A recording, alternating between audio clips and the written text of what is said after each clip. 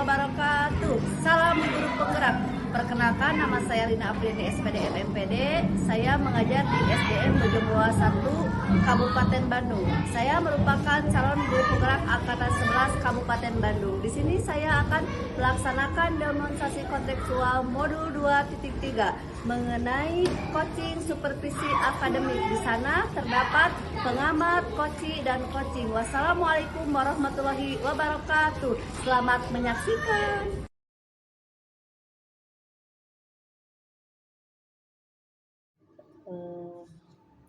Pak Henry, tadi saya sudah mengamati Bapak melaksanakan coaching bersama rekan sejawat. Nah, tadi sebelumnya Bapak memberikan penilaian 5 yang Bapak dapatkan dari hasil mengobservasi rekan sejawat Bapak. Nah, untuk sekarang Bapak dari skala 1 sampai 10 Bapak memberikan nilainya berapa, Pak? Alhamdulillah ya Bu ya, setelah saya melaksanakan coaching dan ada masukan dari Ibu, mungkin saya sekarang jika di peringkat itu atau di rating berada di posisi 9. Berarti alhamdulillah ya Pak, dari 5 ke 9 itu suatu keberhasilan yang sangat bagus. Bapak dapat meningkatkan dengan Bapak berlatih atau belajar. Bagaimana Bapak bisa menilai bahwa kompetensi Bapak ini lebih baik dari sebelumnya? Ketika saya melakukan coaching, saya bisa membimbing coach untuk menemukan solusi-solusinya, dan saya bisa membuat pertanyaan-pertanyaan ya kepada coach yang menjadikan coach itu bisa mengemukakan dan mengutarakan apa permasalahan-permasalahan yang dihadapi coach, dan coach tersebut bisa menemukan solusinya sendiri. Baik, umpan baik dari saya terhadap Bapak mungkin lebih dikembangkan ya, jangan terlalu memberikan solusi kepada yang mempunyai permasalahan atau coach, tapi lebih ke menggali kompetensi rekan Bapak sendiri. Apakah langkah konkret dalam kegiatan observasi untuk kedepannya, Pak?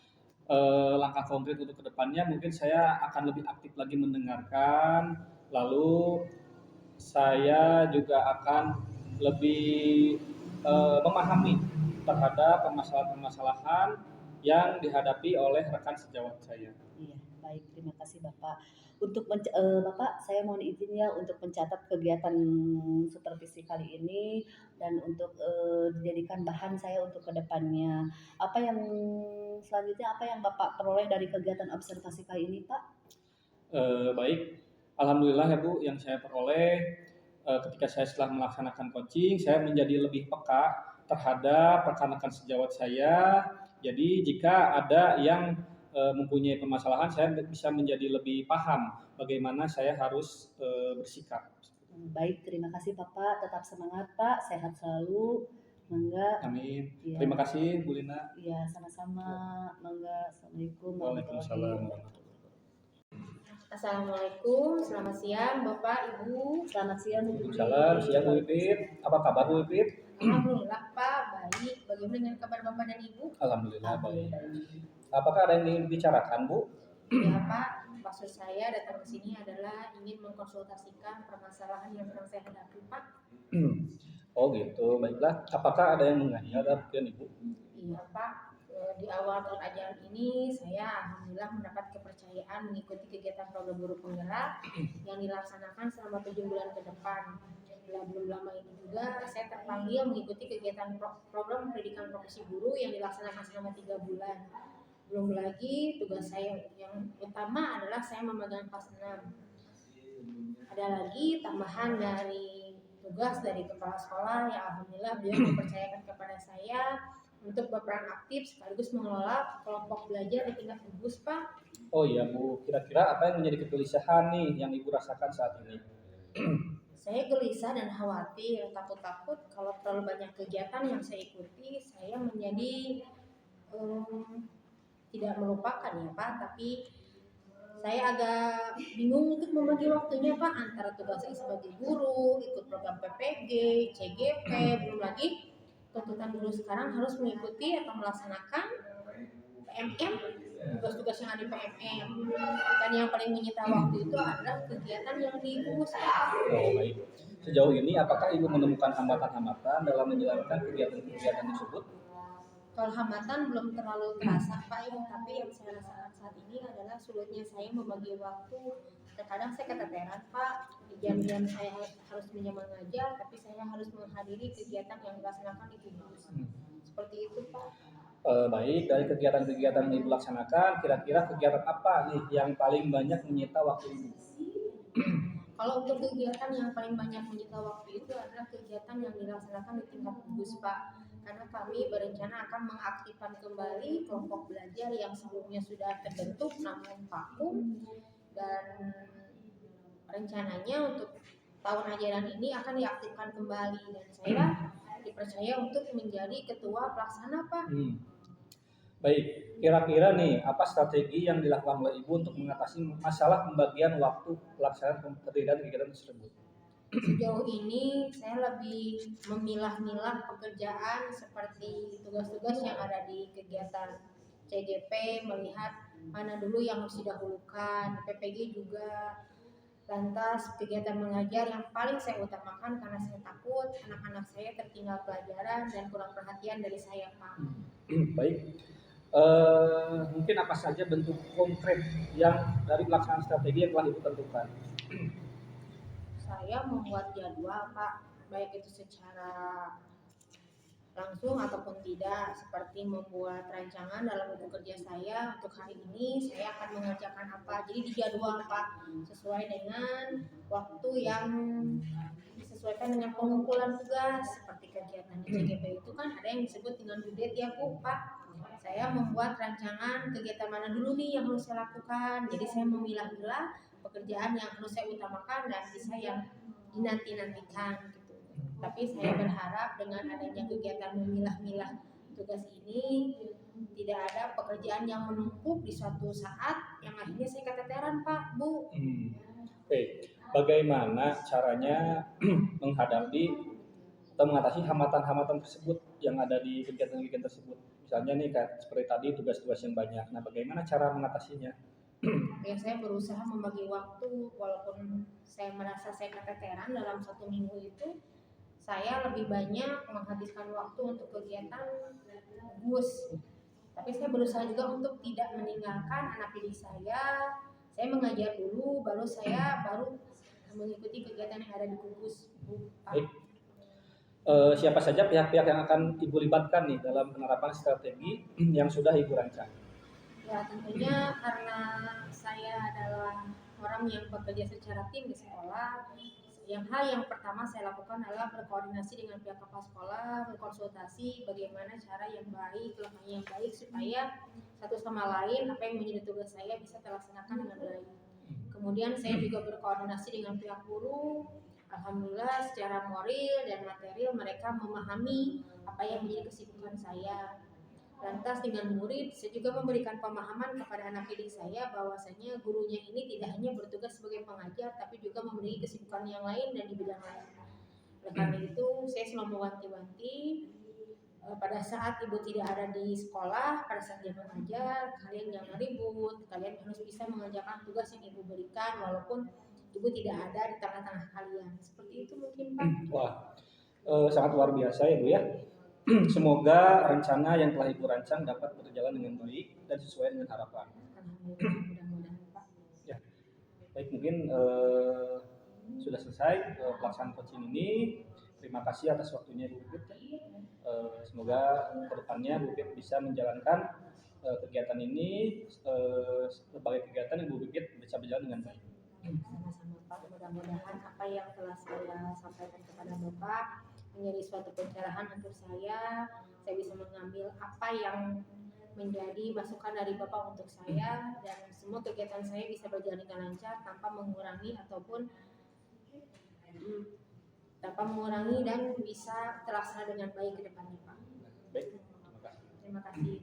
Terima kasih Bapak Ibu atas segala semuanya, semoga kita selalu senantiasa sehat. Terima kasih Bu Putri. Waalaikumsalam warahmatullahi wabarakatuh. Langsung.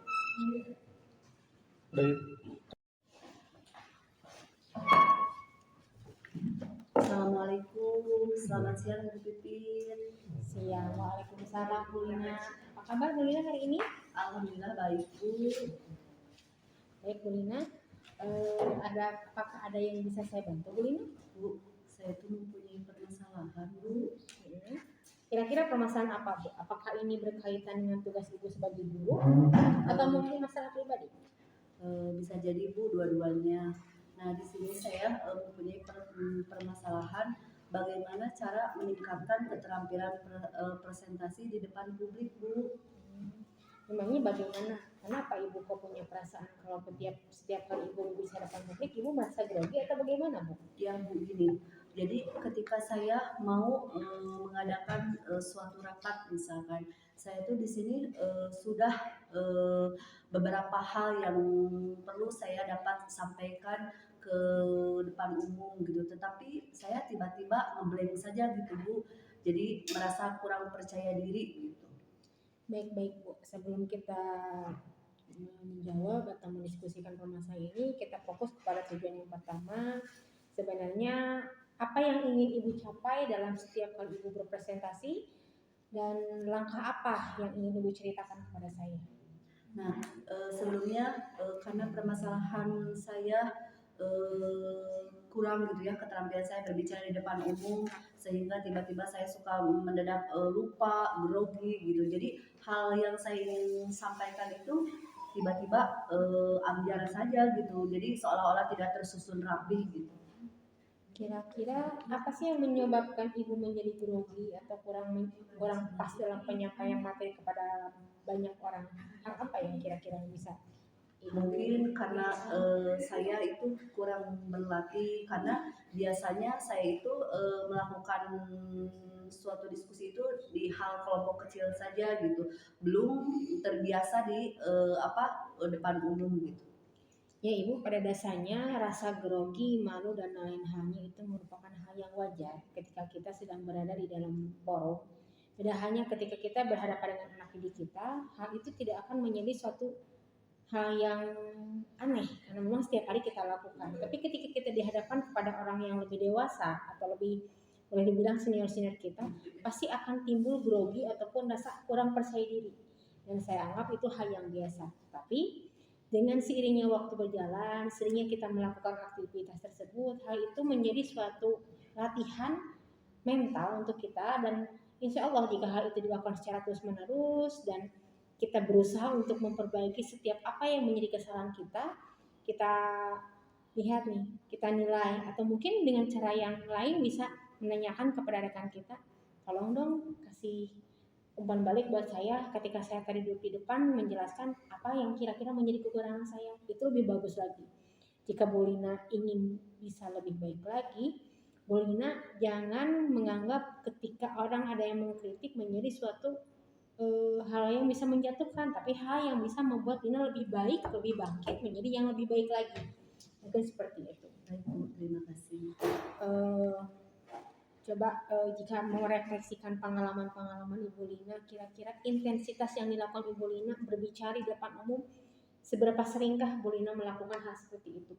Mungkin dalam kegiatan saya mengisi acara di depan umum itu 1 bulan 2 kali, misalkan Bu dalam acara PPG, begitupun rapat umum. Mungkin itu intensitas saya melakukan kegiatan berbicara di depan umum, presentasi di depan umum. Untuk strateginya latihannya caranya dengan seperti apa? Kalau saya melakukan strategi karena saya merasa bahwa saya itu kurang percaya diri dan tiba-tiba saya suka blank gitu kalau di depan umum. Jadi saya melakukan berlatih di cermin sendiri, terus meminta umpan balik kepada rekan sejawat gimana setelah saya melakukan kegiatan tersebut begitu. Bagus sekali Bu Lina, apa yang telah Bu Lina lakukan itu merupakan hal yang tepat ya. Saya apresiasi dengan apa yang Bu Lina lakukan, bahwasanya dengan banyak berlatih, dengan banyak mencoba hal-hal yang baru yang mungkin kita anggap sebagai hal yang aduh kok saya takut ya, kok saya grogi ya, kok saya merasa kurang percaya diri, tapi lama-kelamaan insya Allah hal itu akan menjadi satu kebiasaan dan menjadi membuat performa kita di depan orang lain semakin lebih baik lagi. Baik Ibu, terima kasih. Bagaimana rencana kita untuk melanjutkan tindakan? Misalkan bisa dimulai dengan latihan presentasi di depan teman dan merekam diri sendiri atau melihat kemajuan ibu. Bagaimana pendapat ibu dengan kegiatan yang sudah ibu lakukan? Alhamdulillah dengan kegiatan yang saya lakukan, dengan berlatih di depan cermin sendiri maupun kelompok kecil, saya jadi merasa lebih percaya diri gitu Bu, dengan tahapan-tahapan tadi yang Ibu sampaikan kepada saya. Jadi saya tambah percaya diri, bertambah saja gitu Bu, seperti itu. Alhamdulillah. Saya berharap bahwasanya dalam kegiatan coaching ini apa yang menjadi permasalahan Ibu Lina yang sedang dihadapi, setidaknya ada sedikit pencerahan yang bisa Ibu Lina dapatkan dari hasil diskusi kita kali ini. Kalau saya boleh tanya, bagaimana perasaan Bu Lina saat ini setelah melakukan diskusi dengan saya? Alhamdulillah ya Bu Pipi, terima kasih. Jadi saya sudah mendapatkan pencerahan bagaimana cara menghadapi kegrogian saya atau ketidakpercayaan saya di depan umum dengan apa yang tadi Ibu Pipit arahkan kepada saya. Saya sangat bahagia, sangat senang dan mudah-mudahan dengan apa yang Bu Pipit arahkan kepada saya bisa melaksanakan di lapangan secepat mungkin gitu ya Bu. Walaupun hal tersebut susah gitu ya Bu, tapi insya Allah saya akan berlatih, belajar terus Ibu, seperti itu. Bagus Bu Lina, saya sangat menghargai apa yang menjadi cara yang dilakukan, strategi yang dilakukan Bu Lina, bahwasanya segala sesuatu itu butuh proses Bu. Kita harus mau dan tidak boleh merasa puas diri. Apa yang menjadi pelajaran hari ini semoga menjadi pengalaman yang baik buat kita semua. Baik Ibu, terima kasih. Mudah-mudahan apa yang saat ini menjadi apa yang didiskusikan bisa bermanfaat untuk Ibu khususnya. Ibu, terima kasih. Terima kasih atas waktunya. Ya, saya ucapkan terima kasih juga Ibu. Ibu sehat selalu. Amin. Assalamualaikum. Waalaikumsalam. Assalamualaikum Bapak.